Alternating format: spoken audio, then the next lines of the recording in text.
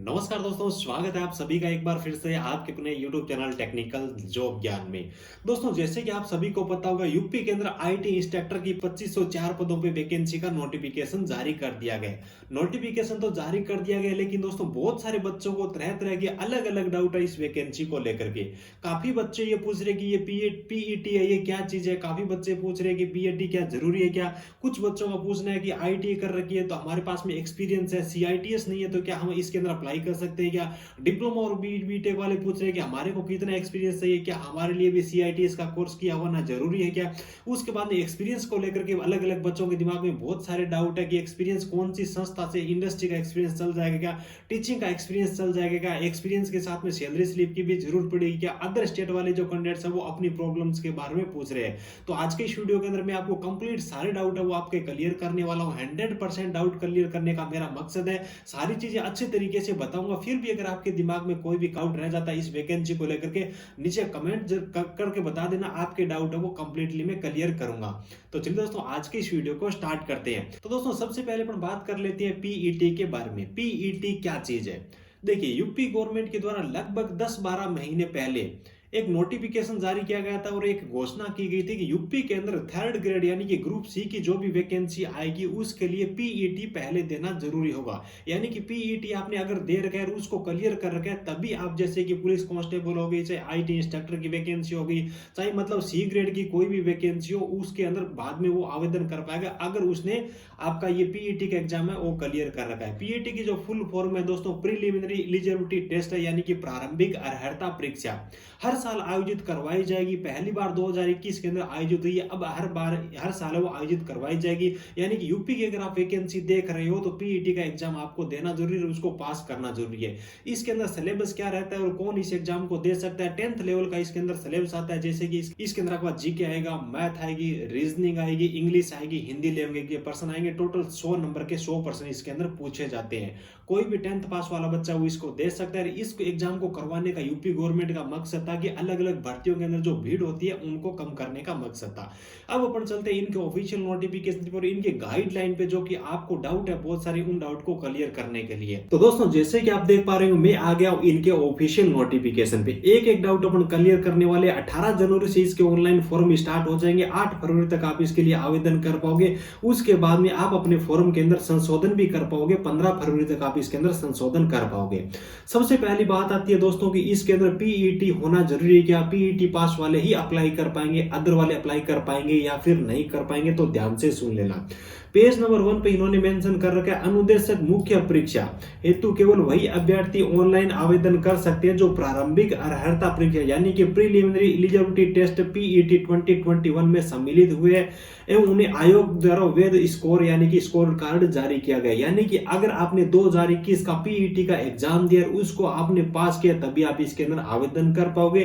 PET आपके लिए जरूरी है, ये ध्यान रखना। हालांकि बहुत सारे बच्चे मतलब इसको लेकर के बोल रहे हैं, बहुत सारे आवाज उठा रहे हैं, तो हो सकता है कि गवर्नमेंट दबाव में आकर के पीईटी इसको हटाई दे, क्योंकि पहली बार अनुदेशक भर्ती के अंदर पीईटी वाला ये लफड़ा हुआ है। तो आप आवाज उठाओगे तो हो सकता है इसको मतलब निरस्त भी किया जा सकता है, और होना भी चाहिए दोस्तों। यार, पहली बार ये वैकेंसी है। काफी सारे बच्चों को तो जब पीईटी आयोजित हुआ था तो उनको पता ही नहीं था कि इंस्ट्रक्टर की वैकेंसी के अंदर भी पीईटी लागू होगा क्या। तो उन सभी बच्चों के साथ में एक मेरे हिसाब से धोखा ही हुआ है। वैकेंसी के बारे में आपको पता होगा, 2504 वैकेंसी इन्होंने बता रखी है। कौन कौन से ट्रेड के लिए वैकेंसी है उसके बारे में भी अपन आगे बात करने वाले हैं।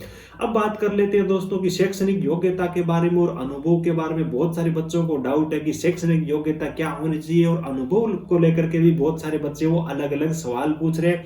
तो सारे डाउट मैं क्लियर करूंगा। ये 2 चीजें मेन है, इनके अंदर आपको कोई डाउट रहता है तो नीचे कमेंट करके जरूर पूछ लेना। शर्माने की जरूरत नहीं है, रिप्लाई जरूर करूंगा। देखिए, सबसे पहले इन्होंने बता रखा है कि उत्तर प्रदेश की हाई स्कूल परीक्षा आपने पास कर रखी हो या फिर सरकार द्वारा इसके समकक्ष मान्यता प्राप्त कोई परीक्षा उत्तीर्ण कर रखी हो, यानी कि आपने ऑल ओवर इंडिया में कहीं से भी आपने हाई स्कूल की परीक्षा पास कर रखी है तो आप इसके अंदर आवेदन कर पाओगे। लेकिन इसके साथ में क्या जरूरी है? देखिए, शैक्षणिक योग्यता के अंदर इन्होंने बता रखा है प्री 60 के स्तंभ नंबर 04 यानी कि संलग्नक 02 इसके अंदर इन्होंने व्यवसाय और विषयों के बारे में बता रखी है, अर्हताएं वो भी आपके पास में होनी चाहिए। तो ये भी आपका संलग्नक 02 है, इसके साथ में इन्होंने अटैच कर रखा है, उसके बारे में पुनः आगे बात करेंगे। लेकिन देखिए एक चीज इन्होंने बता रखी है कि राष्ट्रीय शिल्प अनुदेशक यानी कि आपका CITS का कोर्स आपने कर रखा है तो ही आप इसके अंदर आवेदन कर पाओगे। CITS का प्रमाण पत्र है वो आपके पास में होना जरूरी है।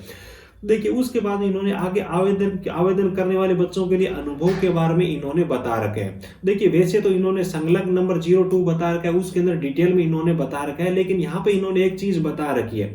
देखिए आपके पास में कोई भी औद्योगिक अनुभव है, फैक्ट्री के अंदर कंपनी के अंदर काम कर रखा है, वो एक्सपीरियंस भी आपका चलेगा, ठीक है। लेकिन इन्होंने बता रखा है कि उस कंपनी के पास में या फिर उस इंडस्ट्री के पास में टिन नंबर जिसको अपन बोलते हैं ना, TIN टिन नंबर या फिर TAN नंबर है उसके पास में संख्या, तो ही आप उसके अंदर आवेदन कर पाओगे, तभी आपका एक्सपीरियंस है वो वैलिड होगा। टिन नंबर उसके पास में नहीं है तो आपका एक्सपीरियंस वैलिड नहीं होगा। दूसरी बात आती है कि जिनके पास में टीचिंग का एक्सपीरियंस है, क्या वो इसके अंदर आवेदन कर पाएंगे क्या? तो स्पष्ट इन्होंने यहाँ पे मेंशन कर रखा है कि संस्थाओं से अनुभव होने की स्थिति में, यानी कि इन्होंने बता रखा है कि अगर आपके पास में टीचिंग का एक्सपीरियंस है तो भी आप इसके अंदर आवेदन कर पाओगे। अब देखिए आपके अनुभव प्रमाण पत्र के अंदर कौन कौन सी चीजें मेंशन होनी चाहिए, ये चीजें अगर आपके अनुभव प्रमाण पत्र के अंदर मेंशन नहीं है तो भी आपका अनुभव प्रमाण पत्र वैलिड नहीं होगा, चाहे आपने कहीं से भी ले रखा है। कौन कौन सी चीजें इन्होंने बता रखा है? अनुभव प्रमाण पत्र में कार्य की प्रकृति यानी कि किस प्रकार का आपने काम कर रखा है, कार्य की अवधि यानी कि किस टाइम ज्वाइन किया, किस टाइम तक आपने काम किया, और अभ्यर्थी के लिए संदत्त वेतन अंतर्वृष्टि होना आवश्यक है, यानी कि आपका जो अनुभव प्रमाण पत्र होगा उसके अंदर आपका वेतन भी वहां पे मेंशन होना चाहिए, भी इस पोस्ट पे काम किया और इस तारीख से लेकर के इस तारीख तक काम किया और इनका वेतन था इस दौरान ये वेतन रहा था।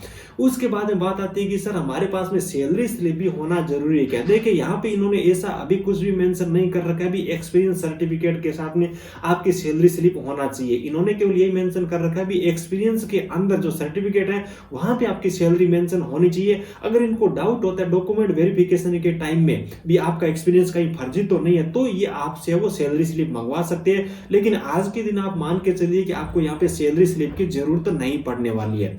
उसके बाद आयु सीमा है तो 21 वर्ष से लेकर के 40 वर्ष तक के बच्चे वो इसके अंदर आवेदन कर पाएंगे। एज की जो कट ऑफ डेट है 1 जुलाई 2022 रखी गई, यानी कि 1 जुलाई 2022 तक आपकी आयु 21 वर्ष से कम नहीं होनी चाहिए और 40 वर्ष से ज्यादा नहीं होनी चाहिए।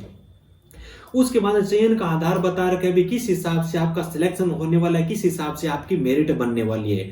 यहाँ पे दो चीजें इन्होंने बता रखी है दोस्तों। पहली चीज तो ये है कि आपकी CITS के अंदर आपके जितने मार्क्स है उनका 20% यानी कि 20% वेटेज उनका रहने वाला है। तो CITS में अच्छे परसेंटेज है तो आपको फायदा होने वाला है। उसके बाद में ये एक लिखित परीक्षा भी करवाएंगे जो कि 100 नंबर की रहेगी, लेकिन उसका जो वेटेज है 100 नंबर का ये 80% करने वाले हैं, यानी कि 80% आपके एग्जाम के हो गए, 20% है वो CITS के हो गए, टोटल 100% के हिसाब से आपका इसके अंदर मेरिट बनने वाली है। उसके बाद परीक्षा की योजना और पाठ्यक्रम के बारे में, परीक्षा की योजना के बारे में, पाठ्यक्रम के बारे में और परीक्षा की तिथि, इन तीनों चीजों के बारे में आपको अलग से ये सूचना प्रोवाइड करने वाले हैं। जैसे इस वैकेंसी को लेकर के कोई आगे अपडेट आएगी सिलेबस को लेकर के, एग्जाम को लेकर के, तो मैं उस पर वीडियो बना दूंगा। तो इसके अंदर इन्होंने बता रखा है भी कौन कौन सी ट्रेड के लिए कितनी कितनी वैकेंसी है। तो जो आपका पेज नंबर 19 है इस पे टोटल यहाँ पे 17 ट्रेड बता रखी है।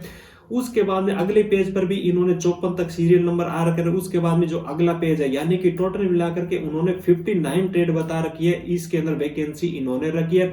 तो मेरे हिसाब से लगभग अगर आपने ITI CITS वगैरह आपके एजुकेशन क्वालिफिकेशन किसी भी ट्रेड से संबंधित है तो आप इसके अंदर आवेदन कर पाओगे। अब आती है अपनी मेन बात एजुकेशन क्वालिफिकेशन के बारे में, एक्सपीरियंस के बारे में और CITS के बारे में। ठीक है, PET होना कंपलसरी है, वो मैं आपको ऑलरेडी बता चुका हूँ। यहाँ पे देखिए ट्रेड वाइज वैकेंसी भी आप यहाँ पे देख सकते हो और एजुकेशन क्वालिफिकेशन एक्सपीरियंस के बारे में अपन यहाँ पे बात कर लेते हैं। सभी ट्रेड के लिए एजुकेशन क्वालिफिकेशन और एक्सपीरियंस है वो समान रहने वाला है, बस फर्क इतना रहेगा कि आपकी एजुकेशन है वो उस ट्रेड से संबंधित होने चाहिए। सबसे पहले मैं आपको एक्सपीरियंस के बारे में बताऊं तो अगर आपने इंजीनियरिंग की डिग्री कर रखी है संबंधित ब्रांच के अंदर तो आपके पास में 1 साल का एक्सपीरियंस होना चाहिए। वो इंडस्ट्री का एक्सपीरियंस भी हो सकता है और टीचिंग का एक्सपीरियंस भी हो सकता है। उसके बाद में बात आती है कि जिनके पास में 3 साल का डिप्लोमा है संबंधित ब्रांच के अंदर, तो उनको एक्सपीरियंस कितना चाहिए। उनके पास में अगर 2 वर्ष या फिर इससे अधिक का एक्सपीरियंस है, अनुभव है, तो वो भी इसके अंदर आवेदन कर पाएंगे। उसके बाद में बात आती है कि आईटी वाले जो बच्चे हैं उनके पास में कितना एक्सपीरियंस होना चाहिए। तो आईटी आपने कर रखी है तो सबसे पहले आपके पास में 3 साल का एक्सपीरियंस होना चाहिए। इंडस्ट्री का भी चलेगा और आपका टीचिंग का एक्सपीरियंस भी चलेगा। मैंने कंडीशन बताई है, उसी हिसाब का एक्सपीरियंस सर्टिफिकेट होगा, तभी इसके अंदर भेद होगा। उसके बाद यहाँ पे देखिए सुसंगत राष्ट्रीय सिलेब अनुदेशक प्रमाण पत्र CITS सभी के पास में होना जरूरी है। यानी कि आपके पास में आईटी प्लस 3 साल का एक्सपीरियंस, डिप्लोमा प्लस 2 साल का एक्सपीरियंस और BTech प्लस 1 साल का एक्सपीरियंस है।